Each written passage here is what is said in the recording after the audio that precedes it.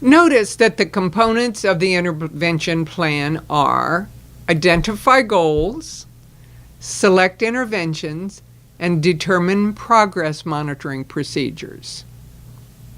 We're talking here about IEP development once eligibility for special education services has been determined.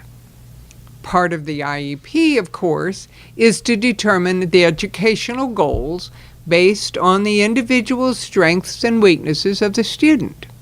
In essence, we're determining what skills we're going to teach. Determination of what is to be taught is an essential part of the IEP. That is the first component of the intervention plan. Component 2 is the selection of interventions. Now, it's important to remember that how these skills are taught, the specific methodology and/or program, does not need to be written into the IEP. For example, your goal may be to have the child increase his expressive communication skills by learning to make requests using pictures. You may intend to use a picture exchange system, but you would not have to specify a commercial product or program such as PECS. It gets complicated here.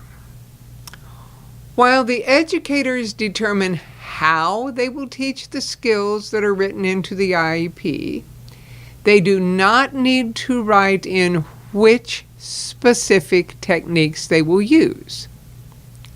Of course, they will need to select evidence-based practices. You will recall that evidence-based practices are intervention techniques based on the best available research, the individual characteristics of the child, and the educator's own professional expertise. Just remember that the interventions that will be used should be kept in mind as the IEP is developed. The specific intervention is, however, not required to be written into the IEP. Let's move on to component 3. It is also important that in order to provide an effective educational program for a student with autism, that we monitor what we are doing to determine whether or not what we are doing is effective. Plans for data collection should be explicit. It's a good idea to have the data collection instrument clearly in mind as the goals are being written. Knowing exactly how you intend to measure progress will help the educator be certain that these goals have been written are actually measurable.